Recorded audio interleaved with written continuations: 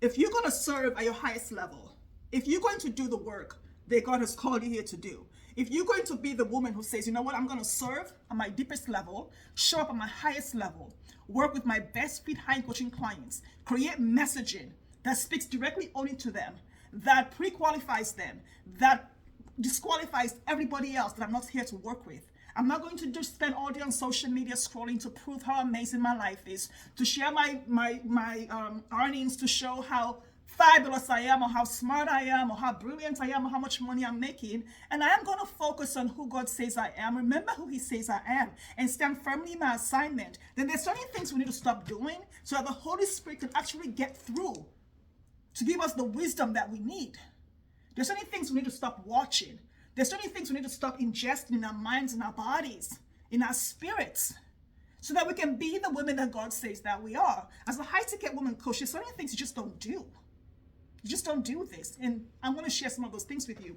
The first one is, you don't listen to people who influence you to be afraid. Like, what the heck?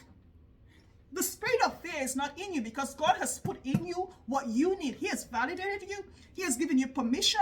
He has taught you how to do things. When you were in your mother's womb, he fearfully and wonderfully made you and gave you what you need, just like David and Jeremiah. Everything you need to be who he says you are and do the thing he says you're going to do in this world. So stop listening to people who influence you to be afraid. Stop listening to people who influence you to be afraid to do the work that God has called you to do so that you can go distract yourself with 10K coaching offers. Like, let's stop. You can pretend to do it, but don't do it in real life. Just pretend you did. And then you need to stop listening to people who influence you to dull your faith so that you don't get canceled, dull your faith, and then dull God's message through you. You see, the thing is, when you dull your faith or pretend that you're not aligned with Jesus Christ or whatever it is that you're afraid to do out on social media in the world or wherever you're visible, you dull the message that God is pulling through you. And when you speak the message, you're speaking to the wrong audience because the people that need to hear what you have to say don't hear you anymore because you've dulled it, you've whitewashed it, you've diluted it to make it fit what's happening in the world so you don't get canceled. So you're scared that this person's going to not like you anymore. No, you need to be strong enough to know that God has given you permission to do the thing. And when God gives you permission, no one can take that anointing for you. You can be popular and everyone can appoint you, but the people's appointment means nothing. God's anointing on your life trumps anyone's appointment of you in the world, okay? So when God calls you to do something, it doesn't matter what people do to you, say to you, try to beat out of you, you will be the person that does the thing because you're the one that has the gift and anointing that God has to lead the people at a time like this. So in your coaching business, you were created for a time like this.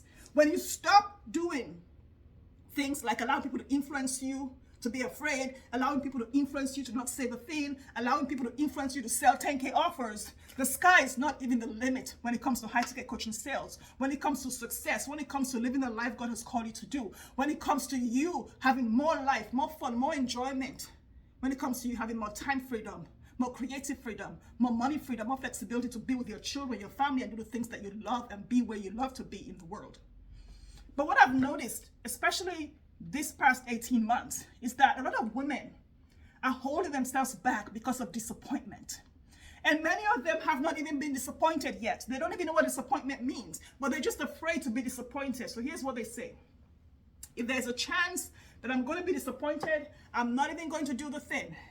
If there's a chance I'm going to be disappointed, I'm not even going to invest in myself in this offer. If there's a chance I'm going to be disappointed, I'm not even going to play the game because I do not want to be disappointed. If there's a chance I'm going to be disappointed, I'm not even going to try to do it. No. We're not even going to talk about 100K, okay? If there's a chance that no one's going to buy a 100K offer, we're not even going to talk about it. If there's a chance that people are going to ask me, who the hell do you think you are for selling a 50K offer? I'm not even going to co-create it. Let's just start with a 15K offer, okay?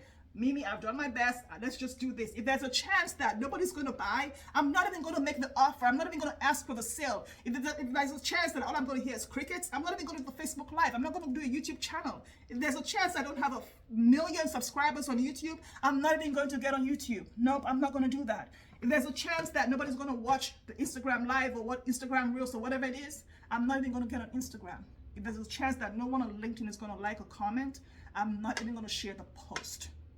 And if there's a chance that Twitter is just going to be crickets or X. It's going to be crickets. I'm not even going to write the tweet. Nope. So here's the thing. When you take yourself out of the game, there's a whole world that exists without you. There's a hole in the world because the spot that God put you in is empty because you are hiding, because there's a chance that no one is going to buy the thing that you've created. I see it happen all the time in the prosperous women come in with their 10K offers, their 15K offers, because some guru coach has preached to them, has exploited them and violated them enough to believe that all they can sell is a 15K offer, that all they are worth selling is a 15K offer, that all of the gifts and value and talents God has given them is worth only $25,000 at max. And they're going to have to do so much work and be everywhere and do so much stuff on social media just to sell that 25K offer. That's BS. That's BS. When God calls you to do something, He gives you what you need to do with it. There's this huge block in your business that is keeping you from doing the work, that is keeping you from charging. So you are exploiting yourself with undercharging and not doing the premium work you're here to do, the premium clients you're here to work. My call to you as we go into another year is to drop the distractions, drop the 10K offers, drop the offers that you know for sure do not give your client what they want, and you're just BSing because you don't want to be disappointed, because you're afraid, because you've been influenced to be afraid.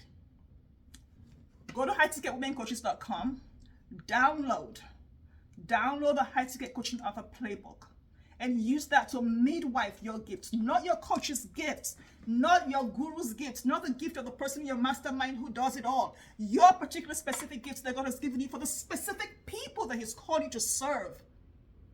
And then create that one high-ticket coaching offer and give it to the people that it's here for. Make that offer. Create a messaging that sells, so people get to raise their hand and say, I want to work with you because you're speaking to me. Because I can tell that you have done your homework and you understand me so well. You know what is important to me. You know what I value the most. You know what matters to me the most about this desire or challenge, and you know where I'm going.